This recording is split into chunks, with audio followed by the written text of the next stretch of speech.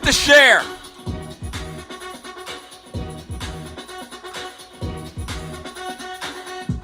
It's not allowing me to take this thing to my personal page, so I need you to share it. Somebody share it to me or tag me so people will know that we're here. I don't know what's going on, but shit is crazy.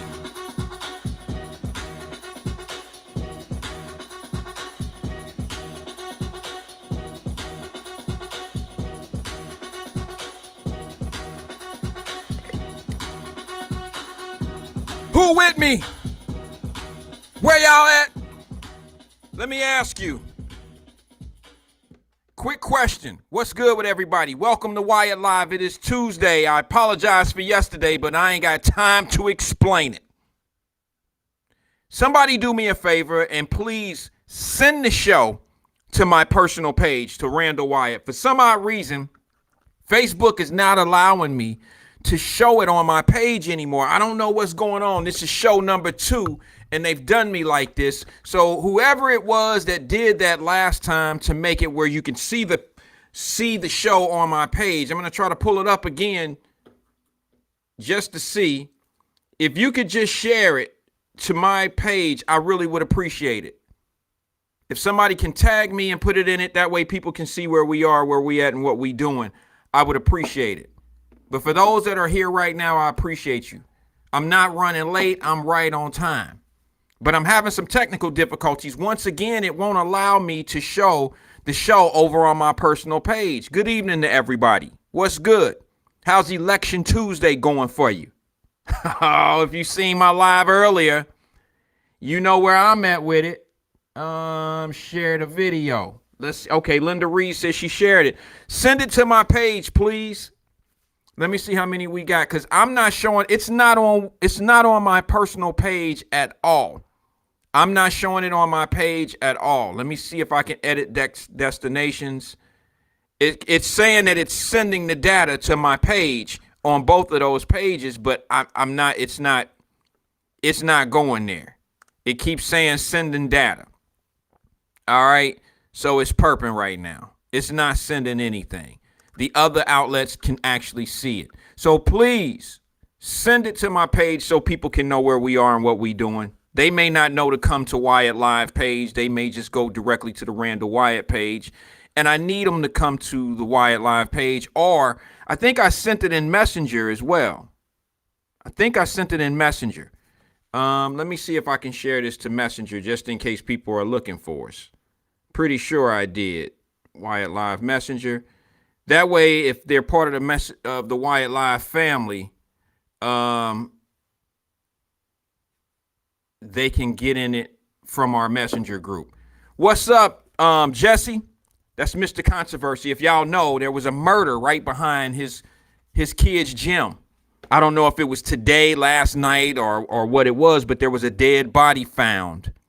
Shit, I don't know about y'all, but I ain't shocked. A dead body is not like some out of freaking, like that's something that's hard to see or find these days. You know, but I drove by, got a chance to kick it with my partner, Mr. Controversy. Y'all know we be pump faking that fake like we hate each other shit. We just be playing. But listen, what he was saying is that the news media never came. He's saying that the news media never came. I'm telling y'all for a fact. I'm telling you for a fact. Now, him and I will disagree on this, but I'm actually telling you that the news media is not at a whole lot of stuff. All right. Now, he's saying, no, why the murder is big news. Murder is big news. It is. But I'm telling you, bro, they find dead bodies not all the time, but you can't tell me all murders that have happened in Cincinnati. We have not seen 60 or 70 news stories. I'm talking about where they showed up at the scene. We ain't seen that. There's a few of these murders that go where the news don't even make it. We ain't seen 70 dead bodies laying out in the street nowhere. No, we haven't seen that. There are situations, there are times where people are murdered. There's a murder in the city and the newscasts never make it. They never make it to the murder scene. For some odd reason, maybe they got the cameras going somewhere else. They got something else going on. But you know, they are never They'll never pass up the opportunity to find it. That's news. Shit, that's how they eat. They want to put that shit on their screen. But I was tripping. I was tripping out when they said to you, I heard them, you can't film this. Mr. Controversy, man, you a motherfucker, bro. I have to admit, you don't hold your tongue for him. I'm a little confused though, Jesse. I mean, Mr. Controversy, I'm a little confused. I don't know if you like the police. I don't know if you dislike the police. I'm confused with you and the police. I'm a little confused. And when I say that, I mean it in good gesture. I mean it like, bruh, you talk up for them sometime. Like, when the police grab one of them dudes and blah, blah, blah, you speak up for them. But then when they do something, you kind of go hard. I don't know if you like them or what, or if you just, you just utilize your flames when necessary. But I respect it. I like it. But you did tell the investigator today. I heard you. Man, whatever my eyes can see, I ain't trespassing. I said, this nigga trying to go to jail. What? I'm like, don't call my name. Nigga, taking you. I got shit to do today. Don't call my name, bro. You go to jail by yourself. He said F the police. Okay, my bad. All right, Jesse, I won't put us on blast, but I was right there, bro. I had your back. Nigga, I would have came and got you out of jail if they would have got you. They would have swooped you up. I would have came and got you, player. But the next time they questioning you, the next time that they telling you to scoot back and you got your phone up on the crime scene and they telling you to do something and you argue with them, I'm with you. Just don't say my name. Wyatt, come here, man. Wyatt, come here, man. Look, Wyatt. Hey, man, don't tell me what I could do with my camera. I could do what I want to do. The news be out here filming this shit and y'all don't say nothing. He had a point. But leave my name out of it. Don't call me. Don't say my name around them. I got your back, though. I got your back sort of like how you had my back when I did a show. And y'all, the brothers, all the brothers, the light-skinned brothers, the dark-skinned brothers, every brother left my ass out there in the cold when I had to battle all these women, and y'all left me out here. Mr. Controversy didn't say shit. My brother D. Williams, Shane Satterfield got ghosts on me. Now, these are all brothers that have wives. All right, so you got to understand, I understand happy home, leave all that other shit alone. I get it. But y'all left me out to dry on that one. Yeah, bro, do that shit. And then the next day when I do that shit, y'all was ghosts. Nowhere to be found. And when I was like, where my background dancers at? Or where my background vocalists at? It was crickets that day on the show. And Wyatt was out there by himself. All you heard was this. Click, click, click. Crickets. So I got your back, bro. Just don't say my name when the boys come around and you trying to get your videos and shit going. Don't do that. We cool. I got your back when it's time to talk shit. I'm the number one background dancer and number one vocalist. Your background voice. When it come down to talking shit, I'll talk that shit with you. But don't say my name to them. Come here, Wyatt. Man, I can shoot the video if I want to. Y'all don't say shit about the news coming out here shooting the shit. The police officer was being nice, and he said, well, man, it's a dead body, man. You don't want to shoot somebody's family member that's dead. Now, we didn't see no dead body. We just happened to see the crime scenes. Jesse didn't do. Mr. Controversy absolutely did nothing wrong. The only thing you did wrong, bro, was argue and then incorporate my name in the argument. We ain't doing that. Man, I can shoot this. I can shoot the crime scene. I ain't stepped over the tape. You can't tell me what my eyes can see. It ain't trespassing. And I'm like, damn, he got a point. Come here, Wyatt. Look, Wyatt, come here. Bro, don't argue with this motherfucker. I got shit to do today, Jesse. I can't be out here with these motherfuckers. Come here, Wyatt. No, you got it. I got your back, though. And then what happened? We rolled down the street. I rolled down the street. I did a U-turn. I did a U-turn in the whip, went around the corner, came back down the street, and I rolled down the street a little bit and caught up with you. Rolled my window down. What up, Jess? What's happening? What's up, Mr. Controversy? What happened? Oh man, yeah, man. Can you believe? Did they say what? Then we start talking shit. See, down the street, we start talking shit. We can do that. I'm not talking shit on the crime scene, though, bro. I ain't doing it. It ain't gonna happen. It ain't gonna happen. But when we get down the block a little bit, I'm gonna talk that shit with you. Yeah, shit, bro. Talk that shit, Jesse. Talk that shit, Mr. Controversy. Wyatt, come here. Nigga, get me. I got shit to do. Go to his page. If you don't believe me, go to Morgan Freeman's page. That shit was on there today, live and direct. Crime scene, murder scene. And this nigga said my name around there. Now, you know that's number one rule break. Where we from, bro? And you use my government. Bro, you use my government. Why? He had the bullhorn. He had the chaos agent bullhorn. Why? Come here. Why? I'm just playing. That's my brother. I'm just having fun with him. He told the boys the truth. Christy Winger said, I was on the live, laughed my ass off. Did you hear him? Come here. Why? Look. Dead body over here. Why? Look. Don't say that so loud.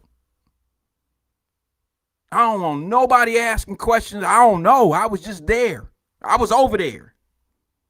I was there, and I should have known not to come because you was on live, and live and dead body just don't equal up. Yeah, I can't. That's just some shit that don't mix. I had no business over there. That'll never happen again. All right, so listen, do me a favor, folks. Do me a favor. I can't get the show on Randall Wyatt on my page. So it's on Wyatt-Live and on YouTube. So I need you to share it to my page. Somebody tag me in this on my personal page. I don't know what's going on. Facebook is absolutely losing it. I don't get it. I don't know what's going on. But I did a live earlier today. Who seen that? I did a live from my cell phone. We did an old school Wyatt-Live this morning, right around 9 a.m. I think it was right after the murder scene.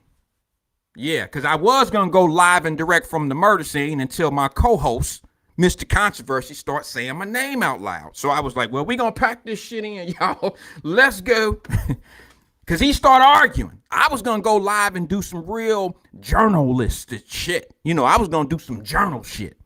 Then he didn't piss them off. He got them arguing. He got them freaking putting the crime scene tape, pushing it back now because he's taking pictures and shit.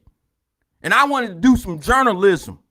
I wanted to try my hand at journalism. So what he does is he argue with the investigator and push the crime tape down into Newport, Kentucky. Now they backed us up. But anyway, listen. Truth of the matter is sometimes you got to laugh at things, not to cry. I don't know if it was a black guy, black woman, white man, white woman. It doesn't matter. Another crime, another murder has happened in the city of Cincinnati, and you can chalk that one up for today. And it's just too many. It's too many. And it's out of control. And you're not hearing any resolutions. You're not hearing any solutions to the problem. All you're seeing is a bunch of head shaking. That's all we're getting out of this whole thing is a bunch of head shaking. Like, ain't that a shame? Another one. Another one. Another one. And I asked my city of Cincinnati, what's going on? What's really going on with these murders? Is everybody out here just fooling? Because look, you know, I'm from an area, to be honest with you. I'm from a place in this world where murders just don't happen for no reason. I'm gonna be honest with you. Most of the time when somebody gets murdered, we ain't talking about like, you know, you found somebody out in the middle of the street and they got hit by a car at nighttime by accident. That's not a murder. We talking about somebody that got severely injured. I'm talking about shot purposely to kill your ass. That's a murder. I want to know why is so much murder going on in the city of Cincinnati? Why? Here's a question. Before I get to a couple of my pinpoints that I want to talk about. Today is Election Tuesday. Has anybody noticed that the candidates all ran on trying to change the crime in the city of Cincinnati, but yet nobody talks about the crime in the city of Cincinnati? You know, I got to go there for a second, just for a second. I know I may lose a few people, but I kind of want to wet your taste buds on a situation. Whenever I bring up all the shootings and the crime that's going on within our community, I get a bunch of pushback. I get a bunch of name calling. I'm a coon. I'm an elitist. I'm this, and I'm that. Well, let me ask you something. If what I'm saying is not important, why are the people that are running for city council using that same argument that I'm giving in their marketing ploys to become your next city council and mayors? Why? Should they not bring it up? Should they not bring how much crime is going on in the city of Cincinnati and how this crime is being committed, which is a lot of gunplay, a lot of murders, a lot of shit like that, a lot of physical crimes? That shouldn't come up. When I say it, I hear people say it. Oh, yo, bro, he on that black on black crime bullshit. He on that. But wait a minute, hold on. So is the city of Cincinnati potential candidates for city council. They on that shit too, right? So why is it that when we talk about it, it's like it's the elephant in the room. It's the conversation nobody really wants to have a serious, real conversation about, right? But when you have these fraud ass people that want to run on that same subject of crime, both mayors introduced in their package, in their marketing package, both of them said, I'm going to deal with crime. The numbers of the murder rate and the crime rate in Cincinnati has gone up, and I have to handle that. But wait a minute. What crime are they referring to? Can we be more specific? What is leading the way right now in crime? Burglaries? Is that what they talking about? You know what I'm talking about. When you watch their commercials and you hear Aftab or you hear David Mann, these are mayor candidates. Good luck to them both. When you hear those guys marketing their campaign of why they want to be mayor of Cincinnati and what they're going to do to be a better mayor for the city of Cincinnati, they all bring up crime. Let me ask you, what crime are they specifically talking about? Are they talking about the little kids that are stealing candy out of the stores? Are they talking about the theft out of Walmart? Are they talking about the theft out of Home Depot? Or wait a minute, what about the boosters that go into Victoria's Secret and steal panties and shit? Is that who they talking about? I doubt it. They're talking about the crimes that you see on the television every day. Every time you see a crime, it's a vicious crime, right? It's some type of crime that consists of murder, a gunshot, or a stolen car chase through the city. We're talking about those crimes, correct?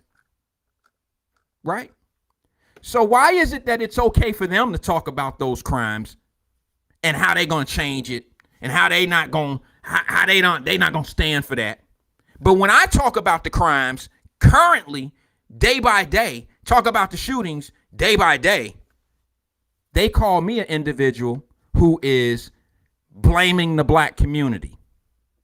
I'm just talking about the more important crimes. I'm talking about the same crimes that the candidates for mayor bring up to you and the candidates for city hall. They all bring these same cases up. They talk about the same shit I'm talking about. I don't hear anything. I don't hear any blowback, any pushback on them guys. I don't hear it. Why? Why don't I hear it? Why don't I hear it? Hold on, typo.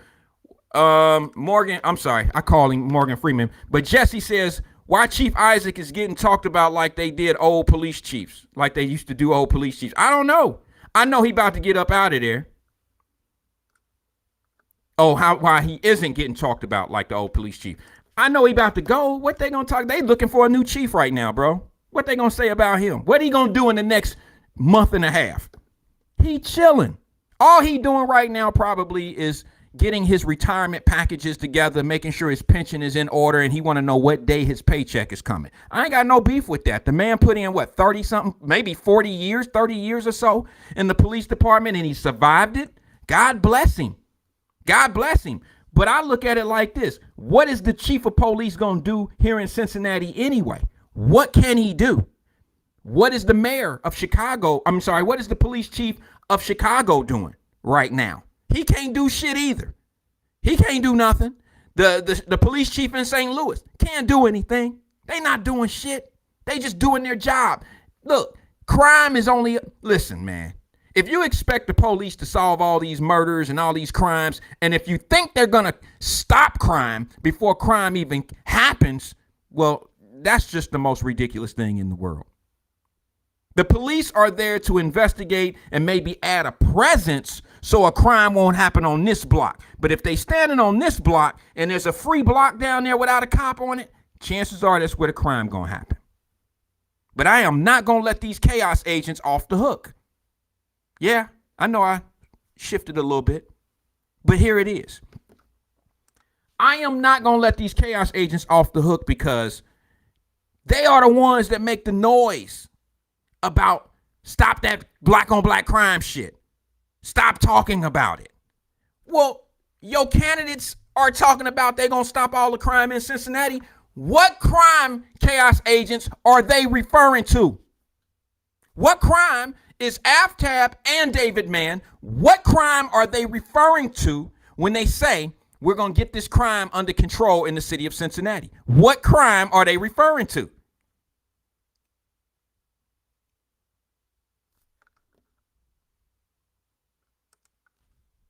Help me. I know it's election Tuesday. Look, I'm just getting started. We just on the runway. We only on the runway. We'll talk about everything but the shit that's really real. You know I do it a little bit different than everybody. I'm not saying I'm any better. I know I'm not the best that do this. See, you got to be good to be able to manipulate situations and stories. That's what make me great at this, because I don't know how to do that shit. All I know how to do is tell you what it really is. I can't manipulate it, mold it, fold it, do it any old kind of way. I can't do that. All I can tell you are the real numbers and what it is and what happens. That's all I can tell you. I can't twist it to go some other direction. I can't manipulate you to believe outside of the truth. All I can do is give you what it is, and then I ask the question. That's it. I'm not a professional media dude. None of that shit.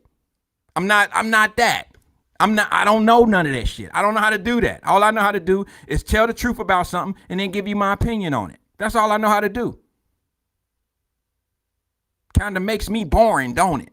Yeah, I know. Makes me boring. Makes me boring. Well, listen, I put out a early morning, I don't know what you want to call it. We went live this morning and I was giving you my honest opinion about something. And I said, listen, today is vote day, election day. And I told you, I said, go out and vote. But make sure when you go to that damn voting booth that you're going in there solo. You're going in there on your own mind. You're going in there for yourself. You're going in there to do what's best for you. And I purposely told you, go in there and do what? There it is. That's the post I put out earlier today. It says, today is election day. Be selfish when you vote today. Who understands what I'm saying there? If you watched my live this morning, you know what I mean when I say this right here. Go in and be selfish. Be selfish. And the reason why I say that is because you have to be selfish when you're trying to vote for candidates, and you have to look out for what's best for you and your family. Not the get along gang, not the name recognition. That don't mean shit. How's that been working out? How's that been working out? The only reason why name name recognition exists is because they know to play those games. Oh yeah, I was in third grade with her. So you think she'll be a good candidate on city council because y'all ate lunch together in the third grade at Bloom or at Washington Park or at Washburn, Roll Hill. Yeah, she'll be a great candidate for city council because y'all had lunch together at Roll Hill, Washington Park, or shit. Yeah, yeah. Let's make sure she get a comfortable seat on council. I'm just asking the questions. And my comment to all of this get along gang shit is, y'all know I ain't part of the circle. And some would think that's his problem. See, he ain't part of the circle, so he get on their ass. No, it ain't that. I could easily be part of the circle. TC says Hayes. He said Hayes. Y'all was in the third grade at Hayes. Oh man, that's crazy. But anyway, I'm sorry, I got a little issue on my screen. Tracy Dillingham says, and I should go back and say what's up to everybody, and I will. I'm just trying to catch up on my comments here. Tracy Dillingham, good afternoon, sis. She says, if you went to Roll Hill or grew up in the Fay, I am voting for you. That's what's wrong. That's what's wrong. I ain't voting for nobody that went to Roll Hill. If you went to Roll Hill, you was a Zeke. I'm just playing. Oh, I lost everybody right there. I lost them all. I got love for my Fay people, right? But I've been wanting to say that word on Wyatt-Live for a year. I've been wanting to say the word Zeke.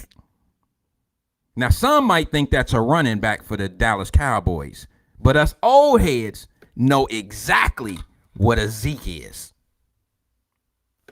Can somebody please? See, she said, oh, hell no. Now, you know I was playing, sis. Can somebody tell me what a Zeke is?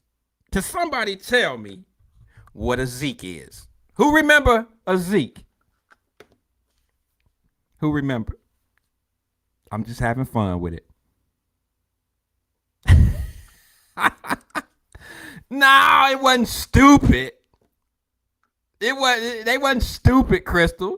I'm gonna absorb some of these comments of what a Zeke truly is, and then I'll give you my definition of a Zeke. It's one word, okay? TC says not the short bus crew. Cherry Coleman said, haven't heard that one since elementary. You know, that's what we do at Wyatt-Live. We bring memories back. We bring penny candy memories back to everybody. We bring memories back. I'm so Cincinnati, right? I think that was Al Capone's thing. He's so Cincinnati. Well, shit, so am I. I ain't trying to jack his swag, trust me, but I used to rock with Al Capone when he was on that I'm So Cincinnati, or somebody did. But, yeah, I had a couple Zekes around me when we was kids. What's a Zeke? What's a Zeke? All right, let's see. Crystal says short bus. Let's see. Tracy Dillingham, somebody who is slow. There it is, sis. There it is. A Zeke is not necessarily stupid, because y'all got it mixed up. People think that because you don't know schoolwork that you stupid. Well, them be some of the smartest people that have to maneuver around. I'll give you a perfect example. Y'all know R. Kelly was a Zeke. Like, he was slow. Like, he can't read or write, but he's smart. Okay, he's a smart dude. You gotta be smart to be able to read music, but can't read a book. Think about that shit. Just let that sink in one time. How the hell do you go through life? That's like me saying, I can read Japanese, the little, the tense and shit they be writing up there to spell words, but I can't read English. That's the equivalent of it to me. But a Zeke is not necessarily somebody that's stupid. They just slow. Okay? And I'm gonna be honest with you. Like, I am not ashamed to say this right now. I've sat in a couple Zeke classes in my life, but I knew I wasn't slow. Let me tell you what happens. I was a little black child that ended up going to school with a bunch of white folks. I went to, what was the name of that? Children's House East. My mama, God bless my mama. My mama wanted so much for me. I ain't about to get all into that shit. I'm just being honest here. My mama wanted so much for me, so everything I did as a child was almost different than everybody I grew up with when it came to certain things. My mother understood the value of education. So I went to a school, when I was living downtown, I went to a school that I had to get bused to, and it wasn't that far. It was right up the hill in it was in Matt Adams, and it was a Montessori school. All right, it was before Montessori schools were really, really popular. And it was called Children's House East, which ended up transferring from Children's House East up in Matt Adams down to Sands Montessori. It converted from Children's House East in Matt Adams down to Sands Montessori down on Clark. Or what? No, what was the name of that street? Popular or some shit down. Popular Street, I think it is. I don't know. What street is that? But anyway, I was in a Zeke class in that school. You know why I was in a Zeke class? And this is touching. Some people won't get it. The reason why I was in a Zeke class is because I had white teachers, and they all wrote letters and pin them on my book bag and pin them on my, remember when they send you home with a note and they pin it on your jacket, or some shit like that? They always sent home notes with me saying I was a disruption, that I was a disciplinarian problem, that I had a discipline problem, that I always caused problems. And what they didn't understand is people used to mess with me. I was the only black child in these classrooms. And they would literally, and listen, y'all know I ain't on that black white shit, right? But this is what really happened to me as a child. You would think that I would really be on some Malcolm X type shit or some, Farrakhan type shit in my life, but I'm not. These are the things that taught me how to deal with the things that I see today. I see them a mile away because I've dealt with this as a child. So they would send me home with a note, pin it on to me, discipline problem. He got detention. He got to stay extra tomorrow. All these problems. So they felt like it was either going to be one or two things for me. Give him some drugs, which was that Ritalin shit, or put him in a class where it was only like 6 or 7 kids in there. And that was the LD class. So if they couldn't teach you, or if you was a disciplinary problem, then they would put you in the LD classes. And here I am in an LD class in like the 3rd grade, 4th grade. And then, check this out. Y'all know back in the day, we used to have these books, like your English books, your reading books all came in colors. Like certain grade had the light blue book. Certain grades had the orange book. Certain grades had the red book. I don't know if they still do that shit these days. But remember those days? And if you walked out and you was in the 3rd grade and you had a 2nd grade book, everybody knew because of the color of the book. So I was one of the LD class. I was one of the students in LD that actually had a 3rd grade book being in the 3rd grade. So I used to be like, why am I carrying a 3rd grade book in the 3rd grade? And I'm in an LD class. And I had to ask my mother that one time. And I remember this shit as a kid. And she said, I ain't really sure. I'm not really sure. But I'm going to go ask. And I'm going to be honest with you. I learned that the reason why I was in an LD class is for disciplinary reasons. It was because the teachers couldn't teach me. Now, check this out. I ain't going to get long on this shit. This is real shit. This is a teachable moment. For parents, when you hear shit like your kids can't learn, you better make sure it's because the teachers know how to teach your kid. Because I had a teacher, the only reason why I went to the LD class is because they had me under, discipline investigation. And guess what? The only teacher in the whole school that was black was the LD teacher. Miss Davis. I don't know if y'all remember or anybody know Miss Davis. If you ever went to Sands Montessori, listen, Miss Davis had a child my age. She was 2-3 years younger than me. Miss Davis was like a family member to me for me being in that class because she understood you only in here, Randy, because I'm a black teacher and they want me to deal with you. She didn't tell me that. I'm sure she told my mama that. That's some things you just don't tell kids. Some things you just don't tell kids. But I'm telling you the truth. I was in that LD class working on the regular levels that I was supposed to work. You know, my schoolwork wasn't behind. It actually worked because I respected Miss Davis. How could I be in the third grade back then and I didn't follow Miss Davis all the way up to her dying days? So you know I had mad love and mad respect. And Miss Davis, when I went to school and Miss Davis told me something, told me to do it, damn it, it was like me talking to my mother. Miss Davis had my attention like my mother, like my grandmother. She was a true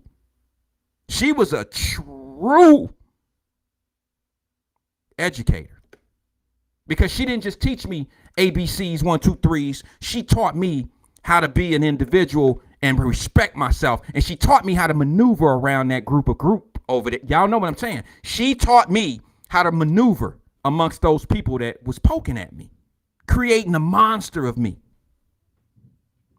Creating a monster of me. Tried to make me feel like I was disruptive. Trying to make it. And guess what? I was a little bit more advanced. To be honest with you, I didn't know it. Miss Davis got me in the class and had me on honors. How is that? How do you go from 6 teachers or 5 or 6 teachers telling you a disciplinary problem, you a slow learner, to getting one teacher that has you on honor roll? How does that happen? Did those teachers not want to put the time in? Did they just do me like this and say, he a problem. He walk home. All the other school kids rode yellow buses home. I'm the only kid at the whole Sands Montessori that walked home. I walked right down to Laura Holmes. I had to walk past Stanley Road Tires, which was the hood. I had to walk past Lynn Street and Laura Holmes, the lower, the smokestack, all that shit. All the way to get to my crib. Somebody explain to me, how was I able to go through 5 or 6 teachers and all of them pin notes and shit on me, telling me I was a problem. I was a disciplinary problem. He don't need to be in this school. And we need to put drugs on him. We need to shoot him with Ritalin and calm his ass down or something. How does that happen? And then this other kid, a dirty kid. I ain't gonna lie. I told y'all the story about this partner, this big dude named Isaac that ended up coming to that school. He was a brother. He's a big dude. Isaac was a big muscle-like type kid, but he was actually fat, but we thought he was a muscle dude. The only other black kid, never combed his hair, never brushed his teeth. He was a dirty kid. And I told y'all, me and Isaac became friends. Isaac was looking like me, and they had reasons to laugh at Isaac because Isaac was a true bum. But he was my friend. So I had to share. I was too little. He was too big for my clothes and shit. But I would share things with Isaac. I would share things with him. He was a good friend of mine. And Isaac got thrown in the LD class. Isaac got thrown in the LD class. Now, let me tell you something. Isaac was no fool. He would. I don't know if he played dumb and all that old shit. I don't know if he did that. This is a true story. Isaac not only got out of that LD class because Miss Davis polished his ass up like she did me. She had a whole lot of polishing to do on him. I'm talking about he didn't have the hygienes. I'm just being honest. There's a good side to this. I'm not trying to dog this young man because we were friends. Trust me, we were. I didn't let nobody with Isaac. Check it. And Isaac was the big dude who didn't let nobody mess with me. Get it? Brothers had to stick together. Now, let me explain something to you. Isaac ended up in the LD class just with me. I promise you he did. Check this out. Not only did Isaac work his way out of the LD class, Miss Davis wrote a letter of recommendation. And when he went off to school, guess what school Isaac ended up going to? Isaac, a LD dirty kid. They ain't know what to do with him. He was disruptive. He was just like me, right? Isaac ended up getting a letter of recommendation by Miss Davis, and his ass went straight to Walnut Hills. and tore their ass up on them books. I really wish I knew where Isaac's was today. But I can guarantee you one thing. I bet you Isaac ain't got no holes in his jeans. And I bet you Isaac ain't no LD person right now. I bet you Isaac went on, utilized his education to be something special in this world. I bet you that. Now, that's a true damn story. That's a true one from my heart. I wish I knew where Isaac's was today. I don't even know Isaac's last name. But how many kids knew each other's last name and shit? We had nicknames for one another, and Isaac was the Giant. Isaac the Giant, because we watched wrestling and shit. We were kids. Isaac the Giant. Yeah. With his dirty ass. He needed a brush. Y'all know what Kevin Durant's hair looked like? That was Isaac. Now, Kevin Durant make $40 million a year. He ain't got no excuse for his shit to look the way it looked. Isaac and us, we ain't had nothing. But KD, you make $40 million a year, bro, and you look like Isaac. That's unacceptable. And your mama sit in the stands at almost every game. Your mama let you walk out the house like that, bro? The hell? $40 million a year? And you got BBs and shit? Get a fade. Get a fade, or damn it, braid that shit. Let it grow. Braid it. Do something. But you looking like, bro, you look like you owe $40 million to somebody. I hope KD don't watch this one day. When we blow up, KD gonna not ever give me an interview because he gonna say, bro, you was going in on my hair, bro. What's up with that? Well, I ain't the first one and I ain't the only one. All right, listen, I got something that was a serious matter. That was a true story. I guess the moral to that story is this. Parents, please understand who your children are. And when these schools are telling you who your child, the potential and what they can and what they can't do, you got to make sure that these schools are telling you the right information. You really do. Because you're looking at a product of LD. I was an LD class. I was in LD. All right. And I know I'm not slow. I know I'm not a slow leak. I know I ain't super slow like that. I ain't the smartest dude in the world, but I'm far from slow. And when you are taught at a young age that you're incapable of something, you might believe it. You may believe that shit. And when you can be convinced, and just think of all the shit I had to do when I left that school. Think about everything I had to maneuver through. I left the school and got shitted on. You know, they would make me feel like crap. I sat in the office all the time. And then I had to walk home after school. I didn't have a problem with the walk home. But look at everything I had to go through to get home, back to Laura Holmes. Stanley Road Tower ain't no joke. My aunt and them live, 8th floor, 12th floor, some shit, I don't remember. I had to go there because I had to stay there sometime until it was close to my mom and them getting home. So I walked to Stanley Road. That's where my Aunt Stell lived. God bless her.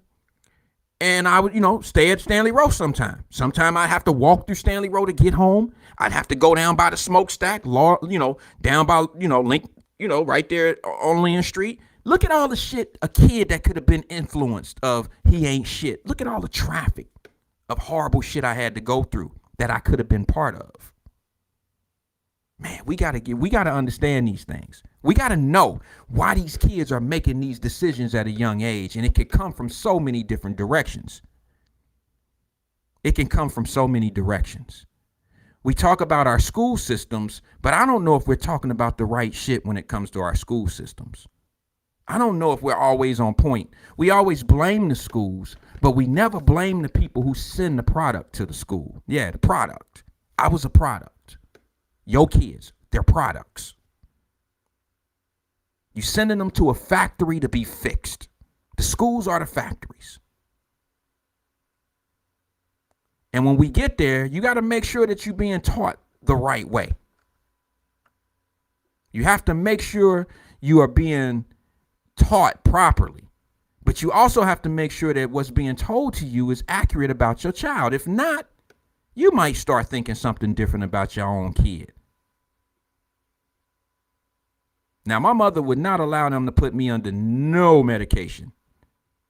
And I still, to this day, I think back then, that's when that shit was really getting started.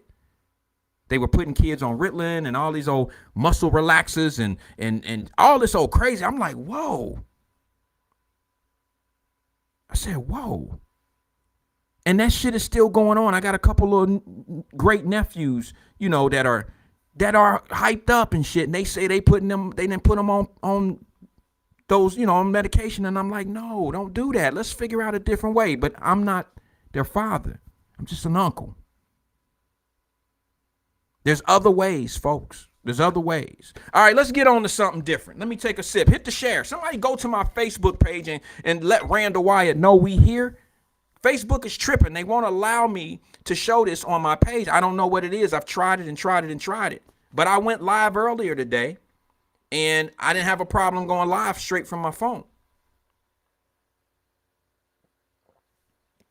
So now, let's get down to business. I know it's not going to be a whole lot of people on here today, and the reason being is because today is election day.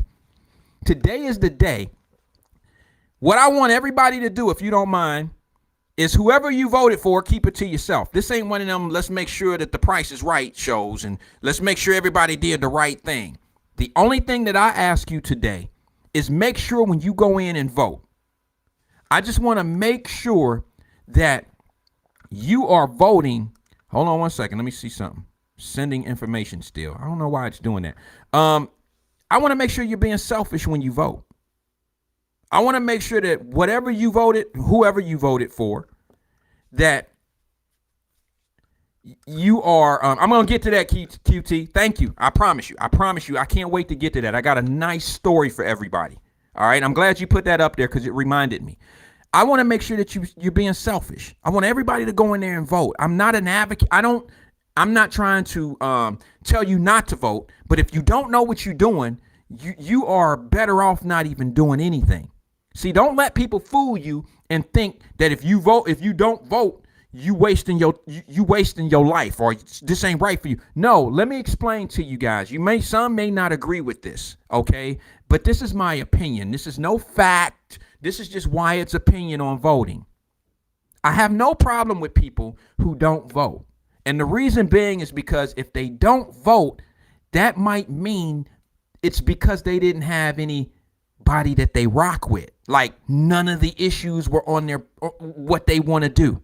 Or they don't understand politics. Be more upset at the fact that no one's learning about politics or learning what policies are or what actually works for them. Be more upset at that. Don't be so upset at people that don't vote, because listen, who are you hurting if you don't vote? Think about it. If you don't have a side that you rock with, let's just use the presidential thing for an example. Some ain't going to agree with this, but I'm just being honest. When you don't vote, it don't give the other guy who everybody don't want, it don't give him a vote. It don't give him a vote. It's one less vote he didn't get as well. Okay? But granted, it might not have gave the guy you wanted a vote because that person didn't play along with the get along game. But how does a person who don't vote, who don't really know what's best for them right now, how does that hurt your candidate?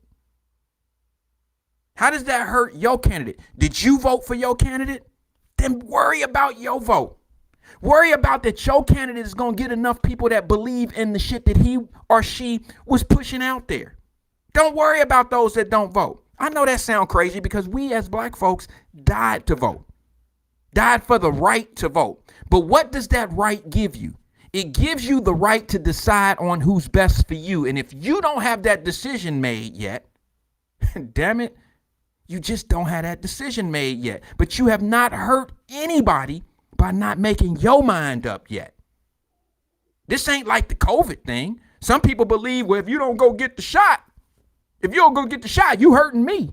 Well, I'm just going to be honest with you. You may not like what I'm about to say. But if somebody didn't vote today or don't plan on voting today, that's not hurting them because they don't really understand or know where they need to be. I'm going to be honest with you. There was a lot of people that voted for Joe Biden just because they wanted to be part of the gang and wanted to make sure that it wasn't Trump. And they sold this monster of a person of Trump. Trump was everything. But I want y'all to do one thing before you do anything. Before you do anything, go back, since we got this beautiful thing called YouTube. Googles and shit like that.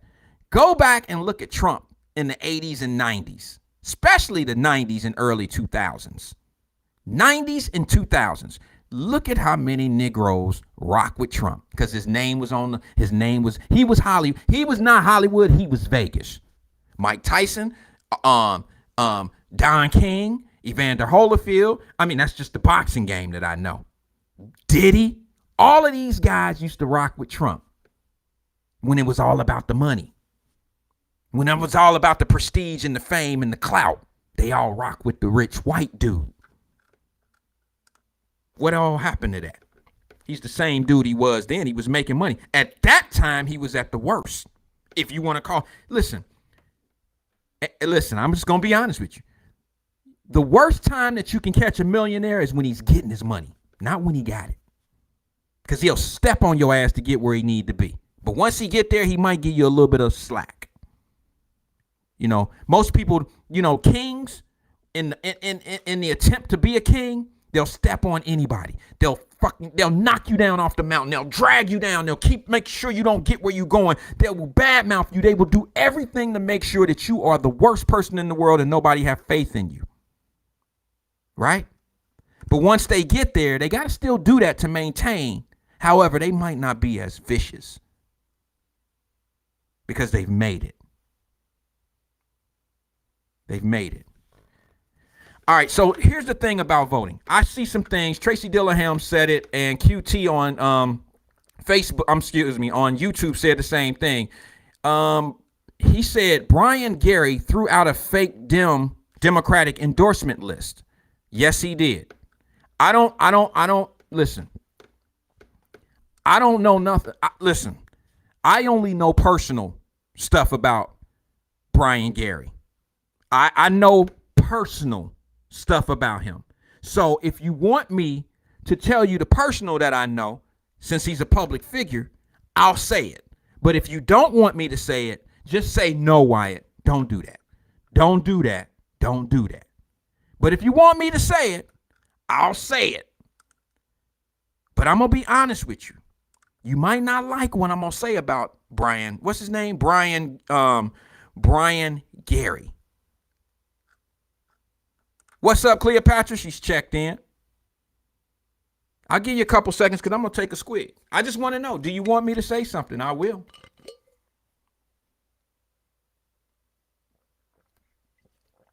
Because what I'm understanding is that he did something. He put out a fake list or something, which could have been done by one of his staff members. Maybe he didn't know about it. I'm not defending him. I'm just saying I know how things go. Let's take a survey. Carolyn Smith says, personal. Tracy Dillingham says, don't do it, Wyatt. Okay. 1-1. Cleopatra says, say it. Oh, shit, Tracy, you're losing. Uh-oh. Guess what? Christy Wingard says, say it. 3-1. Carolyn Smith, do it. 4-1. QT says, I need to hear it. He tried so hard to be an ally. What is that? Okay, I'm going to take that as a yes, though. But that's 6-1, Tracy. It ain't looking good. It ain't looking good, sis. Crystal Willwright says, what's up, sis? She says, tell me. Oh, shit. You might not like it. Because some of y'all like tea and some of y'all like to hear bullshit, right? Well, you know what? I'm going to go ahead and say it. I'm going to say it. And the reason why I'm going to say it is because, not just because y'all voted for me to say it. I'm going to say this because chaos agents need to hear this. Now, y'all know this guy is a Democrat. He was running on the Democrat Party ticket, right? I don't know him to the point where I say we come to dinner and, you know, all that type of shit. I don't know him like that. But I will say that right now he is definitely a stepchild of the Democrat Party, and he is a stepping stone.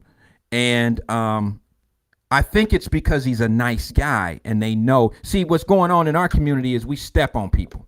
You know, like I tell y'all about the police. When I tell y'all about our community going after the police instead of other things. I gotta make a little small turn a little bit on that. I had somebody in the chat last Thursday. I have to remember this because I was looking at the DMs and it reminded me of something that somebody said to me during the show in the DM, and I didn't repeat it. But somebody said something about the comment I made about black on black crime. And this individual, I don't really rock with him, but I read the comment anyway, not out loud, but to myself. And then I went over it again in the DMs, not in the DMs, but I watched the show on YouTube and I watched that area of where that comment came from. And that individual said some shit like 98.2 or some shit. I don't know what the point was, but it was 98 point something of the crimes that happen are not black on black crimes. And I said, you're right, to myself. Even during the show, I was thinking to myself, you're right. Okay, like, you're right. Maybe. I don't think that number is accurate. But if what you're saying is real, would you say this ain't gonna strike people the right way? This ain't gonna strike. Then that's like nothing. So you saying 2% of the crimes that go on are in the black community are just not on black crime, right? So we shouldn't talk about black on black crime because it don't really matter based on your 98 point whatever it is, number. Now let's reverse that. What do most chaos agents bitch and complain about more than anything on this planet when it comes to us black folks? Police brutality. Police brutality. So are you telling me that there's more police brutality going on in this country than there is black on black crime? Can somebody do those numbers for me? So Mr. Big Mouth, my question to you is this. Why are you so amped up on police brutality, but you have absolutely nothing to say, or you don't put any energy into black folks doing somebody a certain way when it comes down to us doing each other, when in fact it's double the amount, triple, quadruple the amount of pain that black folks suffer is within our own community? Why don't you focus on that? Why are you big on one, which is a small nucleus? Remember when I used the docket in the Cincinnati area? I said, listen, we have an average of 88 felonies a day on the docket in Cincinnati of felonies. Are they all black? Of course not. But how many of them got drugged by the police? How many police brutality cases do you get out of 88 felonies on an average? How many? But now that same morning, felony court. How many brothers or sisters, white or black, whatever, how many drugged their girlfriend last night in a domestic violence? Happens all the time. There is physical pain on one another on a day-to-day basis that you don't even talk about. The same pain that you consider the police bringing on us. The brother that got drugged out of the car up in Dayton, the wheelchair dude. I'm not saying it wasn't horrific. I'm not saying it wasn't bad, but that shit happens every day in the black community. Yes, I said it. It does. Proof is in the pudding. I can't make this shit up. Go check the dockets. Go look at the crimes that's going on in your city every day. How do you get 88 felonies average each day if this shit ain't really going on? How do you get that? Am I making any sense to anybody? Or is it just, do you really still think that our biggest problem in this country in the black community is police brutality? It's not.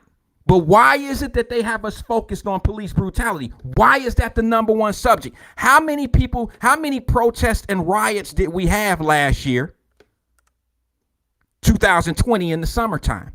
They had riot after riot after riot, protest after protest after protest. And what was the focus? Police brutality. Not crime in our community. Not preventing crime in our community, not keeping us from being victims in our community, keeping us from being victims from the police, which is a very minute number when it comes down to the pain in our community. Now, somebody explain to me, how is that the number one focus for black folks in America right now. I could tell you what it is. You might not believe me. You might not want to know. You may not even want to, come to reality on this shit, because there's much smarter people that do this shit that know how to spin these angles and change these narratives to fit what they need it to fit. The reason why it's a number one and here's the other thing. I'm going to say this because I got to incorporate this shit. This is where I get on my Dave Chappelle shit. The reason why Dave Chappelle said, and he's a fucking god, he's a genius at this shit. He is a wizard at this shit. The reason why I rock with Dave Chappelle is because, do you remember when he said this? If you haven't watched the special, you lost in this world. You got to watch it. I promote it. Yes, sir. Yes. You have to watch it. But you got to think about it. You can't watch it one time and get it. I promise you. You can't watch it one time and get it. You got to watch it several times, maybe twice, 3 times. You're going to be right on point with it. Second time, I was like, okay, I got it. First time, I was like, whoa, he went hard in the paint on that shit. Second time, I slowed down. It was in slow motion a little bit. The third time, the shit was moving like the Matrix, and I was getting every word. I was understanding that shit. And the genius he is said this: I am not even talking to the LGBTQ community. I'm not even talking to them. He was talking to us. Remember when he said, I'm jealous of them? So am I, Dave. I'm jealous in the mug too. Because guess what? Out of all that movement we had, out of all that movement in 2020 over the summers, I don't care what chaos agent agree or disagree with me on this. A chaos agent ain't going to agree with this. All that movement we had in 2020 over the summer, Black Lives Matter and all that shit, Black Lives Matter was infiltrated by a whole lot of other movements that got rewarded, and black folks still ain't got nothing out of that. They got 90 million. That didn't even go towards black folks. We all know, and it was being said, and some of us was so brainwashed at the time, even myself had to go and research it and was like, hell no. I done read this shit this many times and I still don't believe it. And I have nothing against the LGBT community. I don't have anything against them, but it's true what happened. Black Lives Matter was formed by LGBTQ women, okay? And they utilized the backs and the suffering of black folks in this country, found a niche that was very sensitive, and what that was police brutality, which is not the number one killer in the United States of America. It is not. But what happens is they had trigger situations. When George Floyd thing happens, are you telling me that all police officers in the United States of America is like this Chauvin kid, this Chauvin man? Do you really think that? No, it was prime time real estate for these motherfuckers. Trust what I'm telling you.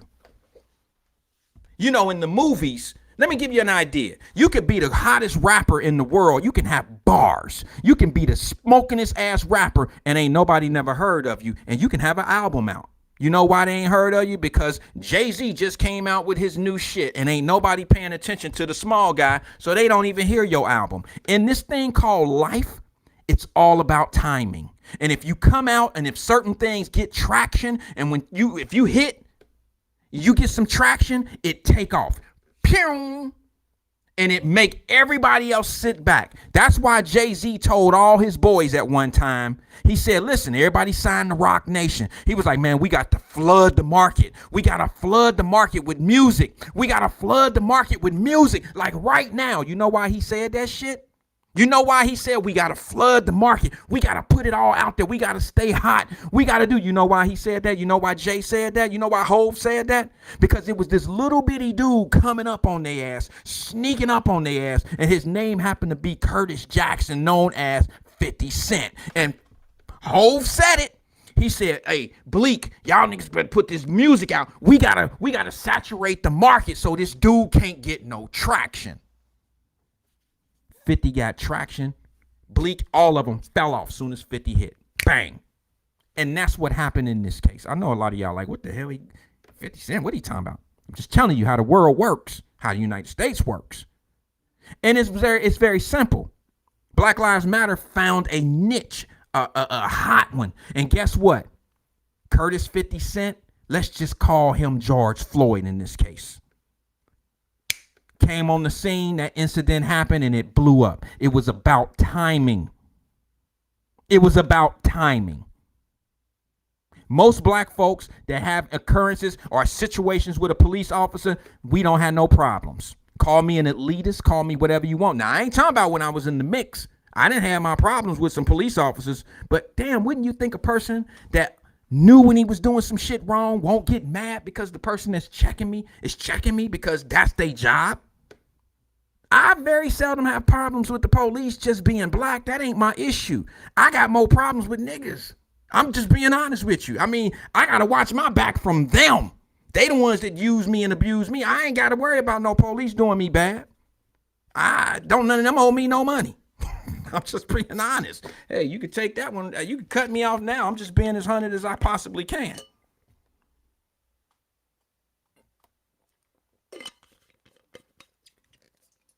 I know it's brutal over here, and I'm just getting started.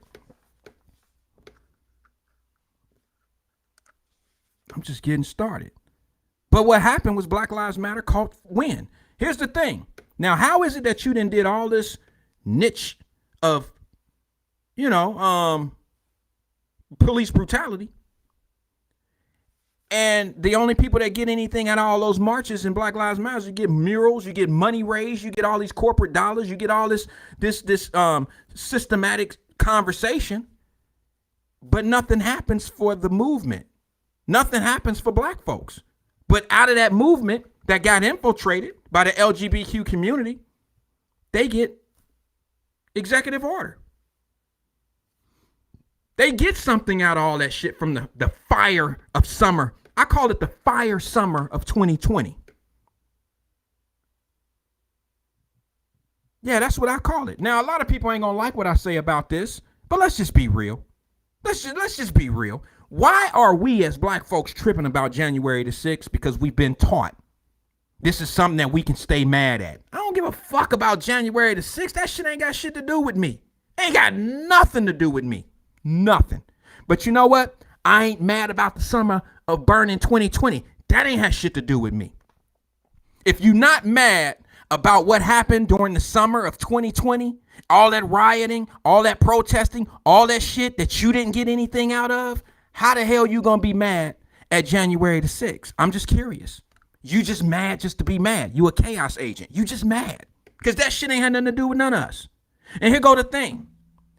You talk about a police officer being shot and killed on January. You talk about a civilian being shot and killed on January the 6th. Well, the police did it. How many police officers shot and killed anybody during the hot summer of 2020? The fire summer of 2020. How many police officers do you know of that died during the summer of 2020 because of the protesting and the rioting that was going on? Did you not hear about some of them that were being ambushed, shot in cars out in Cali? Out in Arizona? You didn't hear about that shit? Nobody talks about it. Why?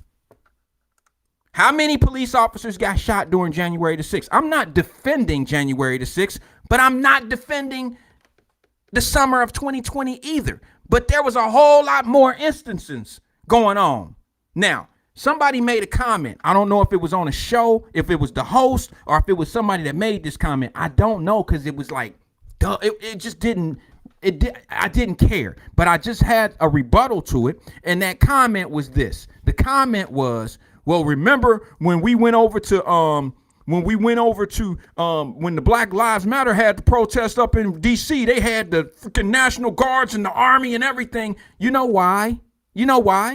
Because look at what happened in the summer of 2020. Every protest, and not every, but the majority of protests and turned into riots when they had these big car turns over and fires and shit. So you trying to tell me when DC sees that they're not supposed to prep for what the consistency of these gatherings are pulling in? You got people that are pushing fake narratives of, well, shit, look at how they had everybody together when Black Lives Matter hit DC. They had the National Guard, shit, the Army was out there. Marines was ready to go at their ass. They had ninjas and all type of shit out there that was going to kick the black folks' ass. No, I don't agree with that. And then they say they didn't do nothing to the January the 6th people. Well, let me ask you this. I don't see the government getting bonds on them people. Anybody that got arrested on January the 6th is either sitting in jail right now, facing federal charges, or out because they posted their own bond. But during the summer of 2020, the fire, your tax dollars, some private funds, went in getting people out of jail who was running in Target with lamps and shit, toasters, flat screen TVs, because they were up to protest police brutality. Fuck out of here. We don't talk about it because the Get Along gang have convinced us if we black folks and we talk about this shit, we can't not criticize it. We can't criticize it. If we criticize it, then we're coon. If we criticize it and say that this shit don't make sense, then we're not black. Then we're not black. Make it make sense. Well, let me say this. I'm going to get on politics right now for a second. Local politics. Let me just say this first about politics. There's 20 mayors across this city that are up for election. 20 mayors across the cities of the United States. Good luck to all of them. Good luck. Here locally in the city of Cincinnati, you got Aftab versus David Mann. Okay? Whatever. Makes no difference to me. Makes no difference to me. I'm not going to get into the smearing and the smart. I ain't going to get into all of that. I'm not going to get into all that. I could say something good and bad about both of them. I'm not going to get into that. I'd rather everybody take their own choice. Do what you want to do with it. Make your own decisions. Just don't play with the Get Along gang. I'd rather see you not vote for one of them than to vote for the wrong one. You understand that? Not voting for one of them does not benefit the other one. That other one still got to get votes too. That might sound stupid to some people, but I would rather you not vote for somebody because you're not sure. Because you're not sure. I want to show you something. I want to show you something real fast before I get into the politics, all right? I want to show y'all something real fast. This shit right here is the funniest shit in the world to me. Right now, I have a new one. I got a new one. Now, y'all know that your president right now is overseas, and he's talking about one of the major things that's in this new stimulus pack. It's not a stimulus package, but this shit with the money they about to do, this $1 trillion thing they about to do. And one of the things that they won't push back or blow back on is the the energy shit. They want to make energy, and none of them really understand. They don't understand it any more than what I'm sitting here trying to explain. This green shit and taking the energy and not making us, taking all the energy away from us and trying to make it seem like they doing us a favor. They saving the planet and all this old goofy shit. That's cool. That's all good. So Biden, what he's doing right now, y'all, you got to stick around because I'm going to show you this video. Biden is over there trying to pretend like he fucking understand this shit when I know he really don't. I know he don't. And he's trying to please some of the people in his party because they helped him get in the office. And he's supposed to be moving this energy needle a little bit and trying to make everybody believe that they need billions of dollars of making this shit happen, right? Okay, I get it. I get it. But you go over to this little summit and you're trying to be interested in the shit. And it's truly boring. It's truly boring. But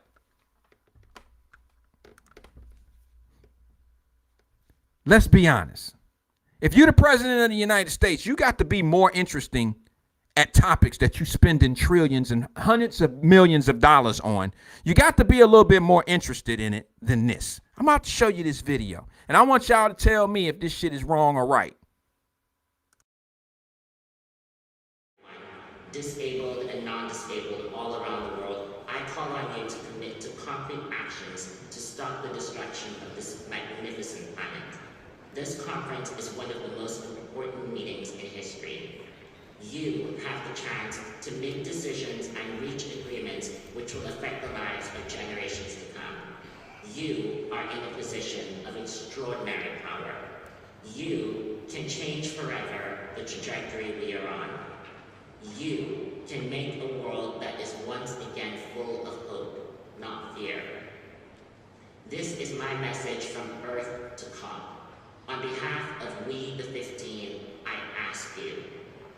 Please help us to guarantee a safer future for every life, regardless of their ability.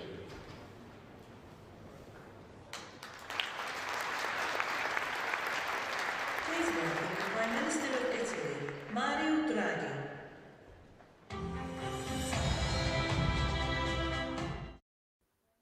Somebody explain something to me. The fuck was he clapping for?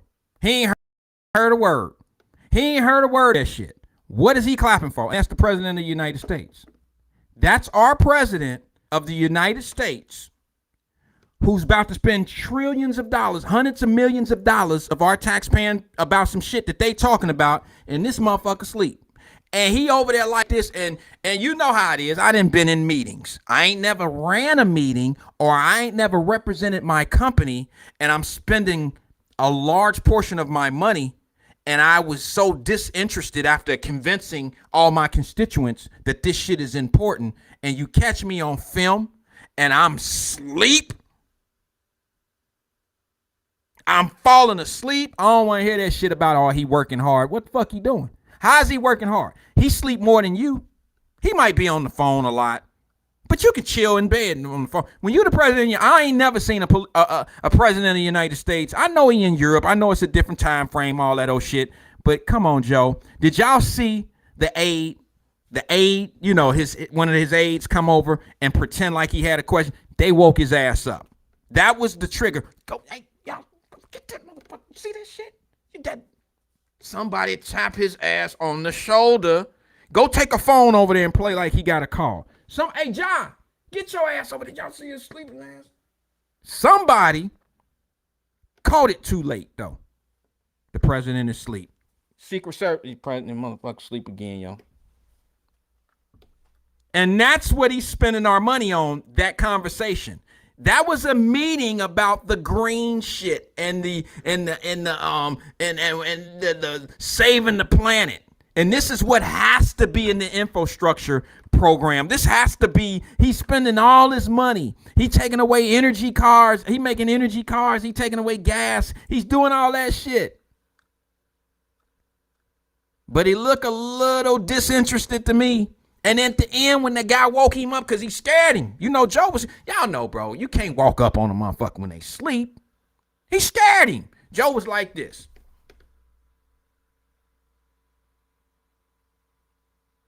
The aide walked up on his ass, and you know how it is. You know when you caught. And you know how it is when you know somebody in a deep ass sleep when they open one eye first. Not when they go, that means you just caught them. Like they just a little bit sleep. Yeah, the double eye. When you catch somebody like this and they do this, that's the double. I wasn't asleep. I was just resting my eyes. But when you catch a motherfucker that opened one eye first and then the other one, you was gone. You was gone. You was coma. You was toast. You was gone. You was out of there. And what he did was this, and y'all know it. He woke up like this. He woke up one eye. He did like this.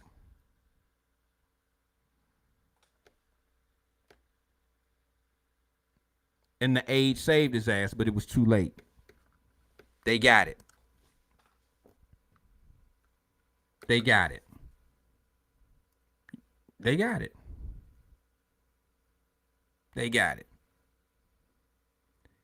Now, I didn't heard him say a whole lot of crazy shit. I didn't seen him fall asleep in a couple meetings before, and I've seen him do some fake shit. You notice how many people had on masks in that video? Y'all, let's watch that shit again. Who want to watch it again? I'm just kidding. Do you want to watch it again? Oh, hell no, Justin. Don't be no chaos agent savior. Jet lag happens. Bruh, what do you think? Come on, man. He been over there for how long now? How many days? Bro, I lived in Europe. It took me 2 days to acclimate myself. Jet lag? No, what he needed was some more warm milk. That's all. He was one warm milk and a blanket away from never coming back. Maybe a donut or something. You know, slide him a little something. Slide him some warm milk and something. Some house shoes. He was through. He was done. Ain't no jet lag, bro. Come on, man. He been over there for days. Ain't no jet. He didn't just get there like this afternoon. He been there for days. No jet lag. I hear you, though. Good try. Nice try. Nice try. Nice try. Wasn't jet lag. Now, if he just got there today, maybe this afternoon, maybe he got there yesterday. Now, he been there for a few days.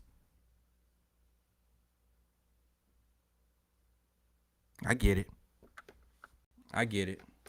And y'all still laughing at that Donald Trump dude who was over there. Where was he at? Where was he at? Cuba, when they had that disaster, and he was throwing John Elway passes with toilet paper and tissues and shit. Y'all had a ball with that little shit when Trump was throwing. They had a major hurricane disaster.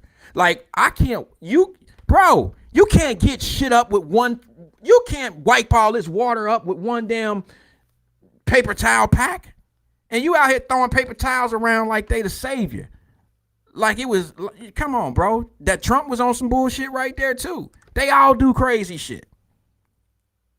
Let me see. Let me just catch up on some of the thing.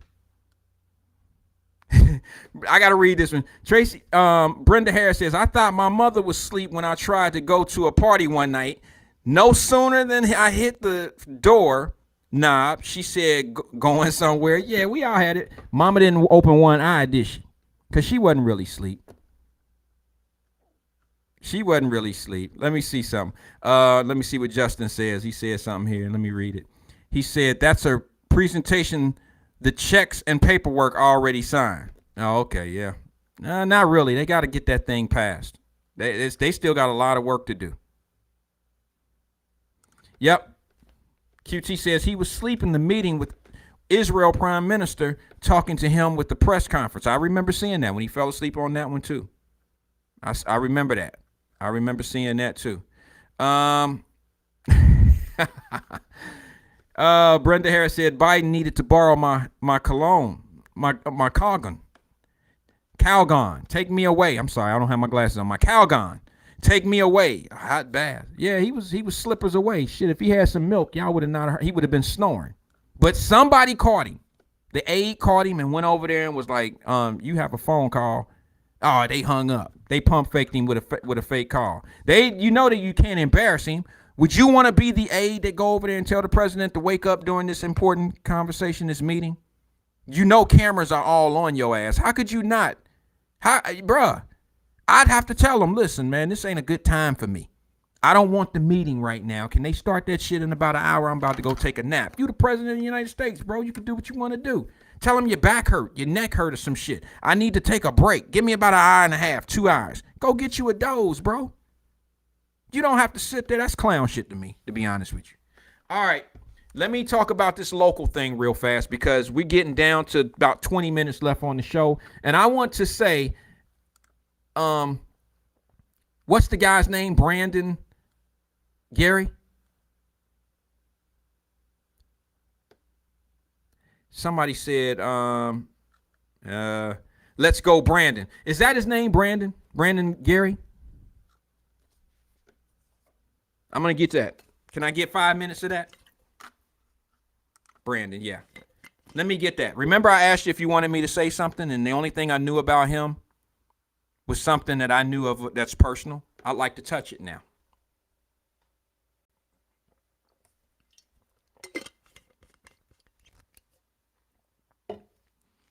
Let me explain something to you that I know about this man. Chaos agents are not going to like this. The Democrats are not going to like this because it seems to be that he is a punching bag for the Democratic Party. He's even a punching bag because he allows himself to go on other platforms and be embarrassed. To be honest with you, he's an easy mark. He's what bullies love to see. He's somebody that you can look brilliant off of. He's somebody that probably is too nice.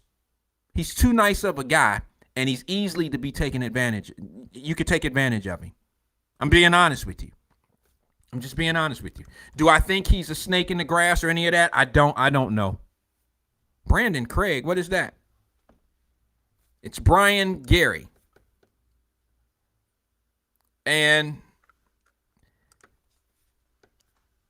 I'm going to tell you a story. It might take me about 2 minutes to do this, but this is a true story. Hit the tag, please. Maybe he'll call the show.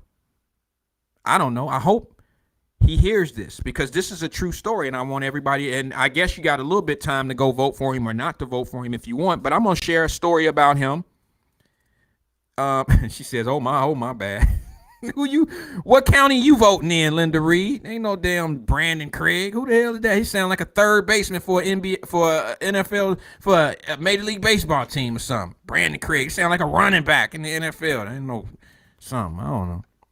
Get with it. Did you open one eye up when you said that, Linda Reed? Did you? Brandon Craig. Don't be on your Joe Biden shit right now, Linda. Brandon Craig. Anyway, I want to keep this thing 100. I'm not a politic guy. I'm not a platform where we get into talking that shit like we really, like, you know, I don't do that. These are conversations, right? We have a good time here.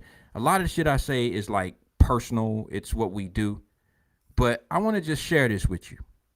In 2019, I didn't prepare this story to be told, but I just happened to remember that we had this issue. In 2019, do you remember when the water flooded downtown Cincinnati down by the river? You know, it flooded the homeless people that live down at the city of Cincinnati, at the river, on the city of Cincinnati side and on the Newport side or Covington side. It flooded everybody out, and all the homeless people in the tents and shit had to find somewhere to go. So they migrated up toward the city of Cincinnati, in the inner city, like in town. Remember, they all ended up right around the casino? Well, if you know me, you know my office is right there by the casino. Right outside the front door of the casino is my office building. And I drive down to work. This was in 2019. It was the summer of 2019 because it was hot outside. Blazing outside. And let me explain something to you. When I showed up to work one morning, I pulled up and I seen, looked like Umbrella World everywhere. I mean, there had to be 200 to 300 umbrellas stuck in the grass, in the ground, and there was homeless people everywhere. In front of the casino, out in the middle of the, see, there's a divide out in the middle of the street on Reading Road, right by Family Jobs and Family Service, right up where my office is. There's a divide in the middle of the street that's made of concrete, but it has grass on top of it. And there's umbrellas stuck in the grass, and there's sleeping bags everywhere. Homeless village. Let's call it a village. It was horrible. I had to step over people to get into my office. Realest shit in the world. How I know y'all will remember this is if you go to my Facebook page, you probably got to go back to 2019, the summer.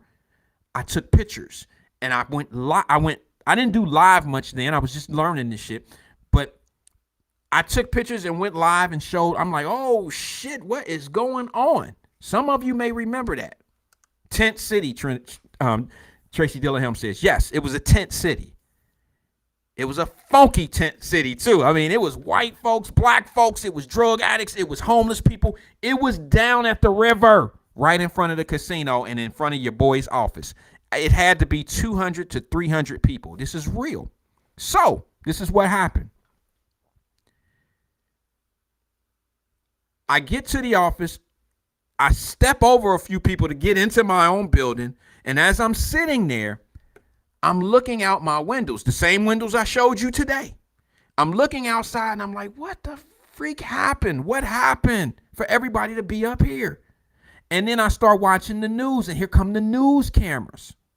But before I seen the news cameras, I seen one gentleman walking around from tent to tent with a clipboard. A clipboard. And I'm like, what the hell? I'm looking around, no cameras, nobody's there yet, just these people.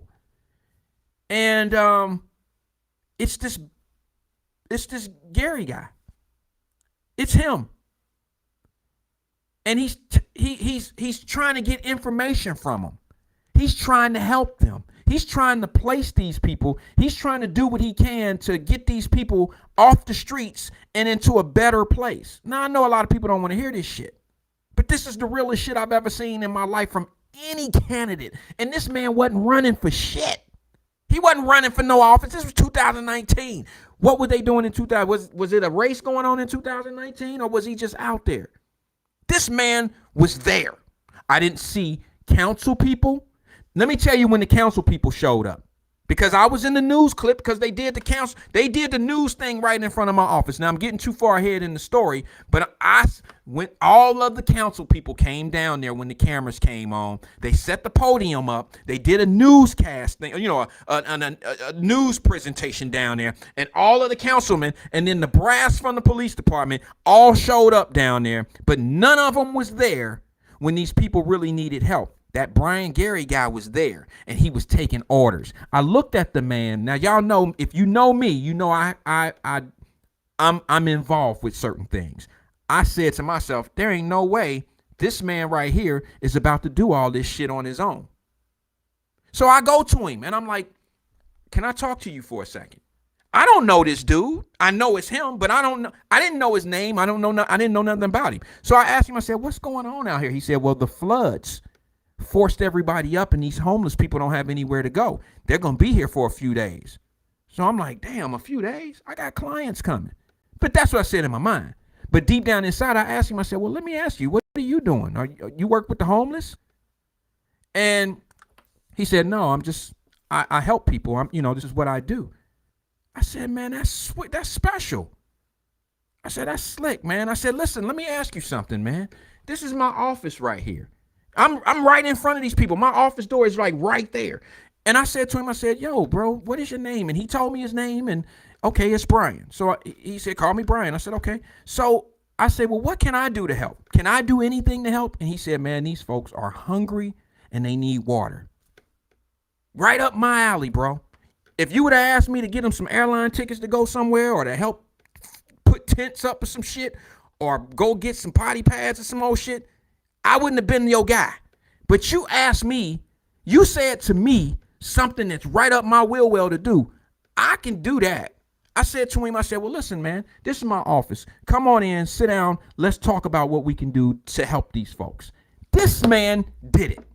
This man came in my office and he said to me, he said, Wyatt, he called me Mr. Wyatt. He said, Mr. Wyatt, do you mind if I bring my daughter in? I said, no. He grabbed his daughter. Come to find out, his daughter was out there with him helping these folks. Now, his daughter come in the room. They come in my office, and we sit down and we put a little thing together on paper. And he said, these folks need water and they need something to eat. And I said, no problem. What is it that we can do that we can get some food in here quickly? Like, do they need it now? He said, well, they don't have any water. There's nowhere around here to get water at all. So we took my truck. I had one of the guys that worked for me, took my truck, took the Hummer over to Newport, right across the bridge, and we filled the truck up with cases of water. The Garing guy was pulling money out of his pocket. I said, no, I asked you what I can do to help, and this is what I'm going to do. So they went over and got cases of water, brought it back, and he gave out water to everybody. Then when it came to the food, we called the Newport McDonald's over there. I asked them, I said, what can I do to get 200 hamburgers? Do you have the dollar menu? They said, yes, but we can only sell you 100 hamburgers at a time because we don't want to mess up the flow of our traffic of the people that are, our lunch people.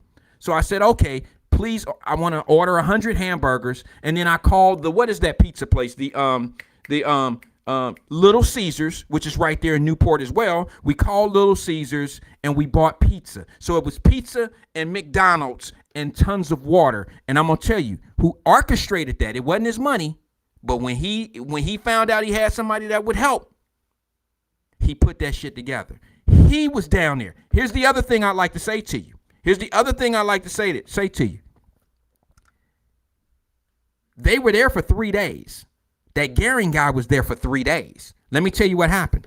When the news cameras showed up to do the story, all of City Hall came down. Almost every city council member came down, stood in front of the cameras, stood up at the podium, and the police chief came down, everybody came down. As soon as they said that's a wrap, they all left.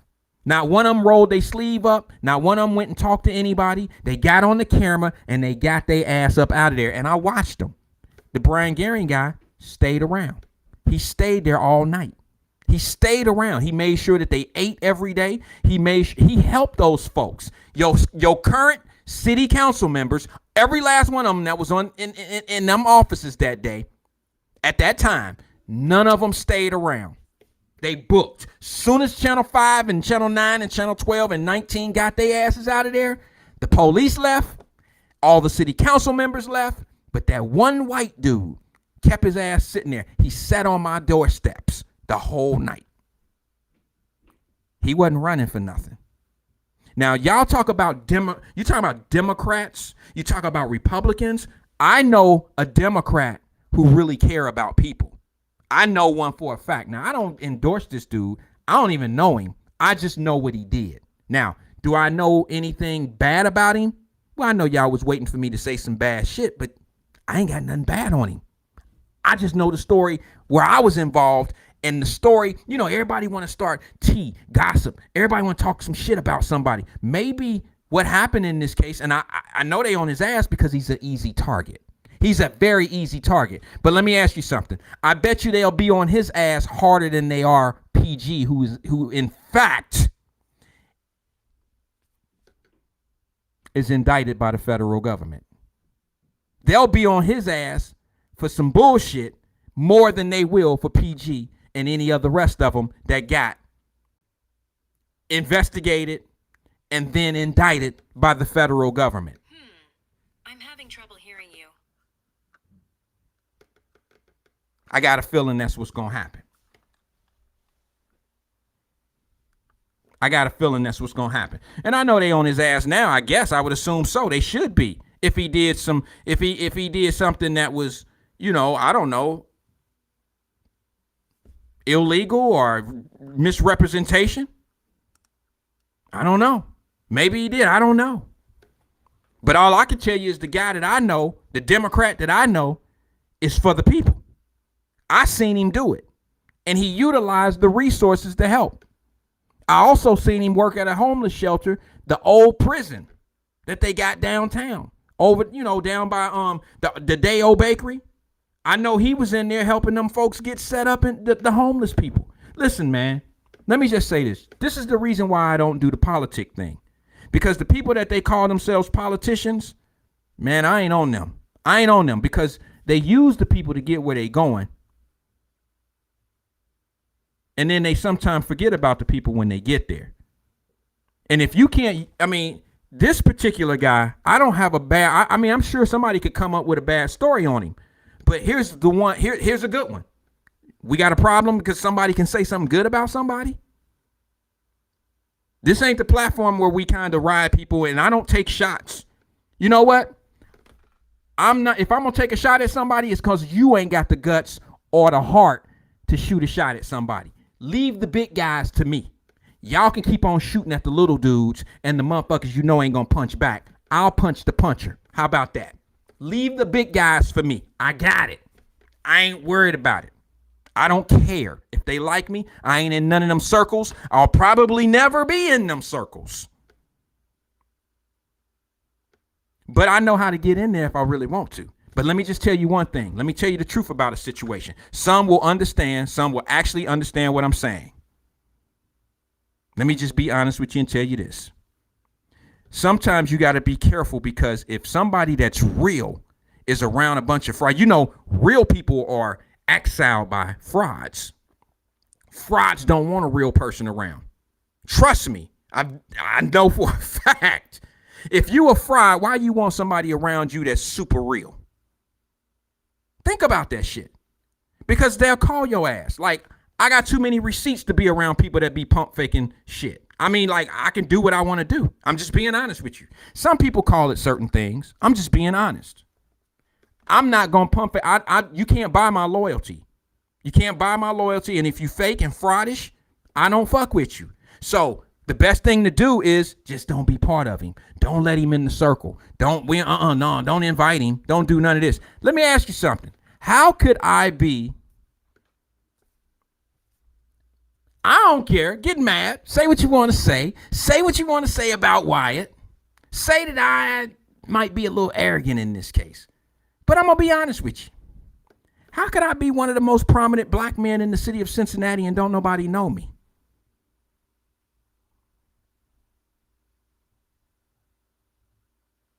Oh, maybe I'm not as prominent as I think I am. Maybe I'm just real about shit. I'm just curious to know. How could you have somebody that can do so much for so many people, but the people that do the most talking don't talk about the people that do the most? It's that same circle of people.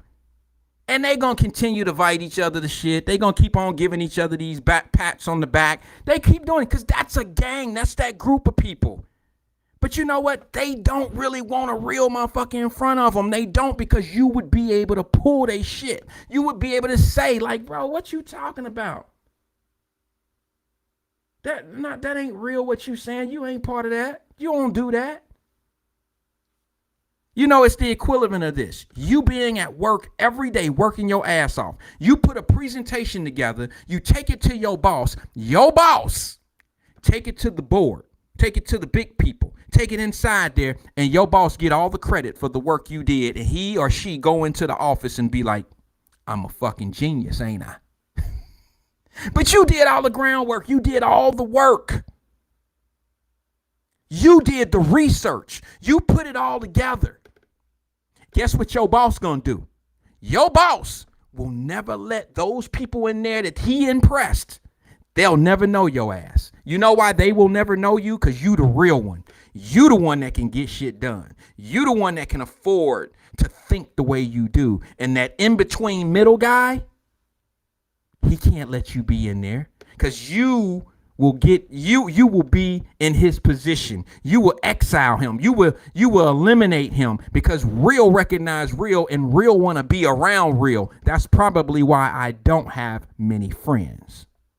I got a lot of people that I know.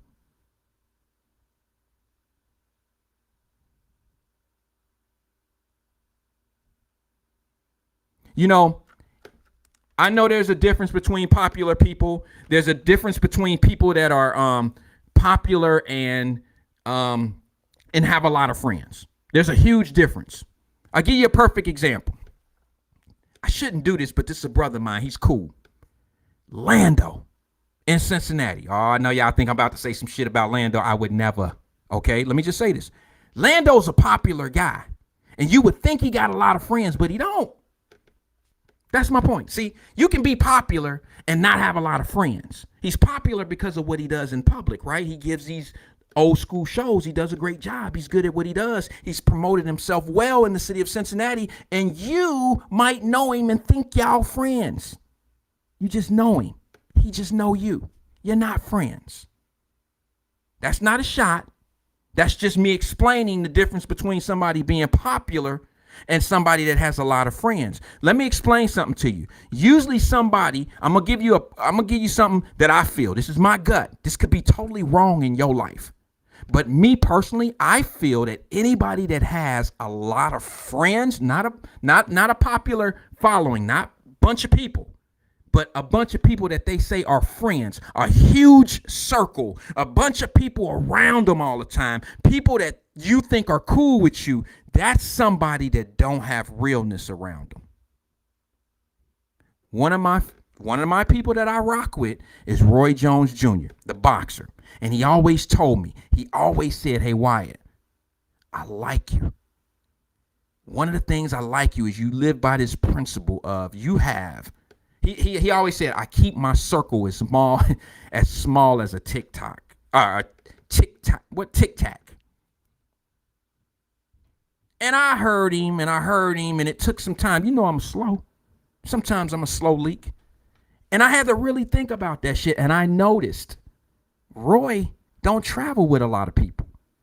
Roy go from the United States to Russia all the time, and Roy carries one bag. And I'm like, damn, bro, you act just like me. Y'all know I could get on a plane right now, and my bag, like the bag that I take, I don't check bag. I mean, I've never check a bag. I got everything I need right here on my shoulder. And I know, like, what is the relevance in that? What I'm saying is I live a condensed life, a very small, condensed life. I don't like a lot of people around because I don't need a lot of fake love. I don't need a lot of frauds. I keep a small circle. And it don't take me long to understand who is who. I got people around me that I sometimes treat as friends. But we all need conversation with people sometimes, and that wear out. You can't just be a loner. I ain't that type of dude. I ain't gone like that. You know what I'm saying? We all need somebody to talk to. Listen, ain't nothing wrong with listening to a few lies from a nigga every once in a while. Ain't nothing wrong with that. It keep you sharp. It keep you sharp. Every once in a while, you got to listen to a bullshitter just to make sure your skills stay on point of detecting bullshit. Ain't nothing wrong with that. I had a dude call me, one of my partners from LA. He was like, bro, listen, man, you ain't never changed, man. And you got that one kind of thing going on. And I said, what? He said, you got that FM kind of money. And I was like, what is that? He was like, you don't care what they say. You don't care. I said, that don't take money, bro. That's just me being a real person. This ain't got nothing to do with money and cake and cheese and all that shit these cats out here doing. That ain't got nothing to do with it. It's about the heart. It's about where you are as an individual. Listen, I'm just as real as I was. Now, I'm going to be honest. As a kid, I was a lying motherfucker. That's how I recognize, game recognized game. When I was a kid, I lost friends. I'm 40. Who said something? I got friends that I grew up with that don't like me because of some lies I told when we was 10. You get it? Like, I lied so much that they can't believe me today. And I'm like, we grown. I get it. I probably wouldn't rock with me either. We passed that. I'm grown. I don't have any reason to lie anymore. But I'm being honest with you. I lied so much as a kid because I was living vicariously through my imagination. I knew who I wanted to be. I knew what I wanted in life. So I portrayed having it. You know that old thing. We was doing this shit before the phrase even came out. Fake it until you make it. Oh, we did that shit in the 90s real swell. Yeah. And I did it as a kid real well because I knew who I was going to be. I just wasn't there yet. Let me tell you who I love as an individual. Without using any names, let me tell you the people that I love. I can tell somebody who is rich. Okay, now don't get it twisted. This is not money. I can tell people who are rich. You know why? Because it's not money that make you rich. It's you. It's the individual. See, money recognize money, right? Real recognize real. But rich understand rich. Rich is well-rounded. Rich are people who might not have the financial means, but they have everything else that go with being rich. You just ain't got to the money yet. Man, I know some special people. I promise you I do. They just ain't got to the money yet. But I know some fucked up people too. And I know to stay away from them. And I'm not waiting for my special ones to get the money, then become cool with them. That ain't what make us cool. What make you cool is rich in the heart. Now, I know some people that pump fake y'all about being true game to the heart, rich and bound to the power to the people, all that bullshit. I get it. But keep in mind, real recognize real. And you got people that pump that shit, all gas, no brakes, and all that old goofy shit, right? They ain't real. They ain't real. They will use you to get to their realness. They will use your ass to get to that realness. And sometimes you'll be part of their program, but 9 out of 10 times, you are not part of that program. You're not part of what they doing. And they will absolutely use your ass until they get where they going. And then you'll see how real they are. And some of these folks, I like to call politicians. Some of these folks are the same people that I see out here who need you to make their business function. And then they make you feel like you part of it. I want to say good luck to all the candidates, man. Good luck to y'all. I hope you win. Here's what I like to say to all my chaos agents. I'm gonna go out on my shield tonight. I got a couple minutes. To my chaos agents, I say to you, I hope everything that you voted for, I hope that everything and everybody that you vote for happens. Only for my chaos agents. I hope you get what you voted for. And the reason being is because this. You bitch and complain. You moan and groan. You're never happy. You're miserable. And now you're going to get everything that you want in a candidate. And this shit ain't going to work out for you. I promise you. I promise you. And that's not me being like cynical. That's not me like hating on you. It's not that. The reason why I know is because it happens all the time. It happens all the time. Some people can never be happy. Some people can get everything in the world. I said it this morning. A spoiled kid can get every gift under the tree. And he'll play with every gift until the batteries run out. And when the batteries run out, he'd go back to being a miserable kid, being a pain in your ass, and you done gave him everything in the world.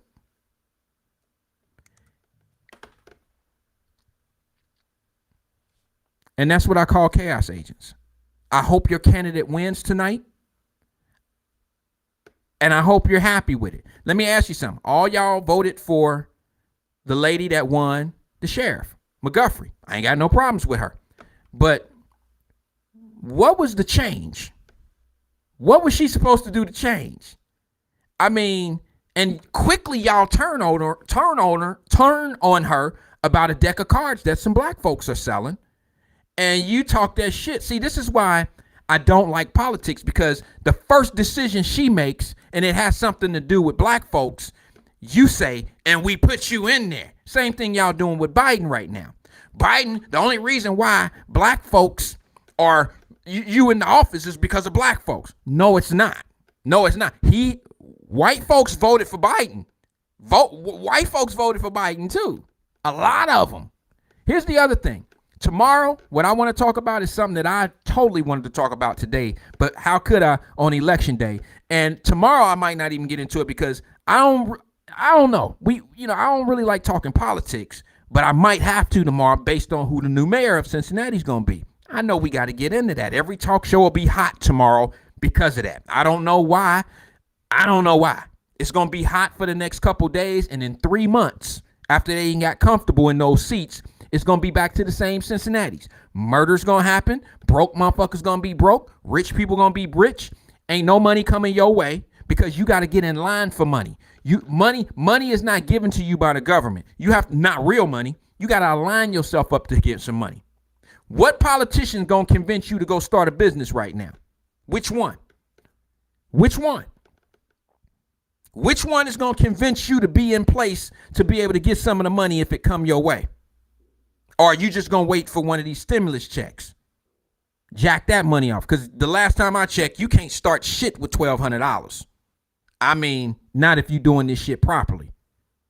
I'm just being honest with you. Now, I'm not trying to be Mr. Negativity guy. I'm just being honest and real. Some things you just got to be honest and real about. And this one here happens to be it for me. And I just want to know, what we going to do when it's time to start holding these same politicians accountable. I'm checking my message now. I just want to see something. Let me see something real fast. Let me see.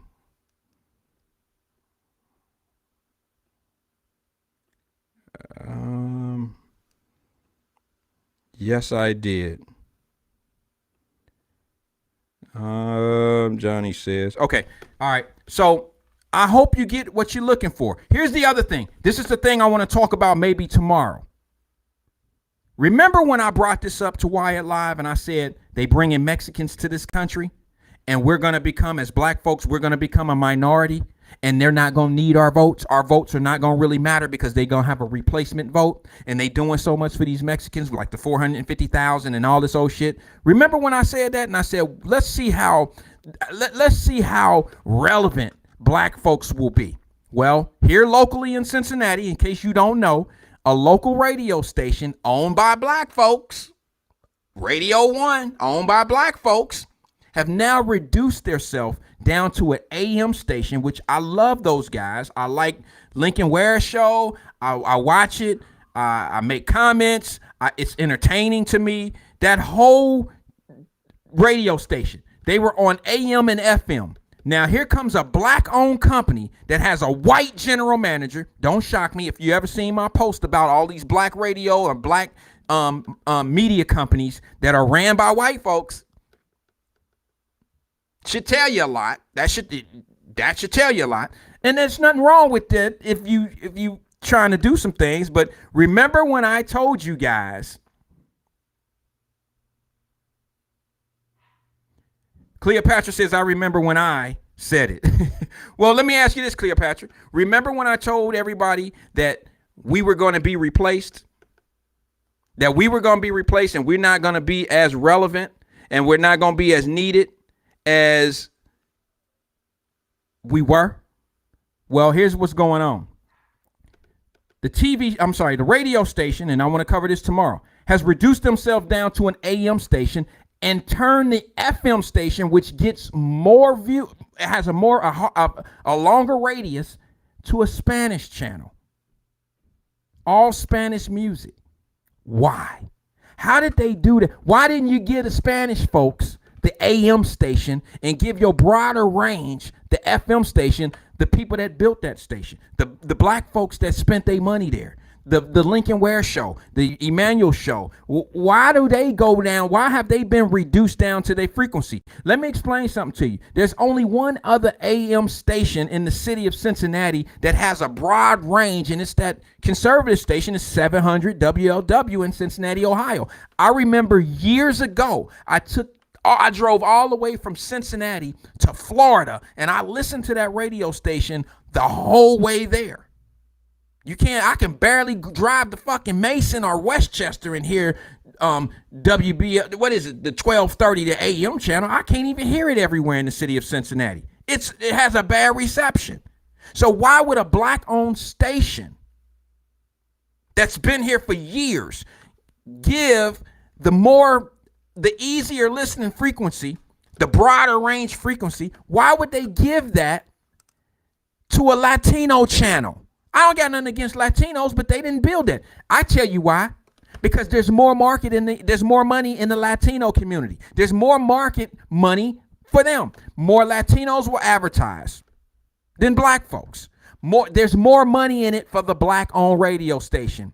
That's what it is. And I told you, when you start seeing companies take their dollars and veer to the Latino community, we're becoming extinct. We're becoming a non-factor. If you don't understand that and you don't see the writing on the wall, you just won't get it. I promise you that's what's going on. Why would a black-owned station cut the radius of a black radio show and shows? Why would they do that? Why would they do that? I thought Radio 1, Tracy Dillingham, I thought Radio 1 was black-owned. I thought the black lady owned it. Do you mean it's white ran? Operated? Or do you mean their investors may be white? You see what I'm saying? See, because this be the lies. This is the shit that I be trying to tell y'all when I say stop building brands and trying to sell black owned. Stop it. Stop building these companies that we're doing and then thinking that we can only cater to each other. That's not the right move. That's not what we're supposed to do. And Radio 1 is showing you. Radio 1 is showing you exactly what I've been saying. But more importantly, what it shows you is the demographic to them right now is that the Latino audience is more important than us. And we've been listening to Lincoln Ware shit since WCIN days. And we're talking about since you're talking about the 70s and 80s, the 90s, the 2000s, and up to current date. But they have valued the Latino community over people that have been listening to Lincoln Ware and that radio station for 30 years. Somebody make sense of that to me. Tracy Dillingham says, no, sir. No, sir, to what question?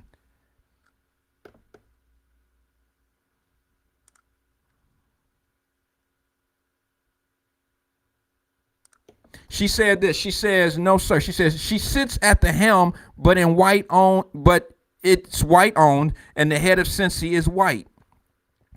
All right, well, let's just say this. Does it really matter? My point is still my point, regardless of who owns it. It's still sending a message that the black audience is not as important as the Latino community, as the Latino audience. That point goes nowhere. That point is still there, right? I think that was the point I was making. But what I also will tell you is that I know for a fact that a lot of the large media companies in the United States that are owned by blacks are ran by whites. I put a post out on that. I showed it. There was 4 media companies. I don't have it. It's been a while. I can look it up and I'll bring it on if I say something tomorrow. If I talk about this tomorrow, I'll be prepared for it. But I just discovered what's going on with the radio station over there. And I find that to be amazing. Look at what community took precedent over us. Who was more valuable? Why is the Latino community more valuable? It's about marketing. It's about marketing dollars. It's about making money, right? I told y'all this was coming. You letting Latinos come in the country? Not that I have a problem with it, but look, if we don't have our shit together, if we have no value, if we're not that equitable in this country, they will look past us and we won't have. See, when you don't have an economic say, or when you have economic growth in your country, you have no say. You have no say. So I'm going to take this one from Tracy, then I think I'm going to get on out of here because I'm a little bit past my time. Not that I want to, but it's time. It's election time. She says, but here's the thing, Wyatt. It's just like the point you made about Fifth Third when you talked about minorities. Yeah, I get it. I get it. It's the same thing. You're right, Tracy, but think about this, sis. I'm more focused on what is our value to business, to the world of business in America. Once they start turning their backs on us, that shows you that they don't value your dollar. When you don't become a value, they're not going to fight for your rights. They're not going to fight for certain things for you because you don't matter.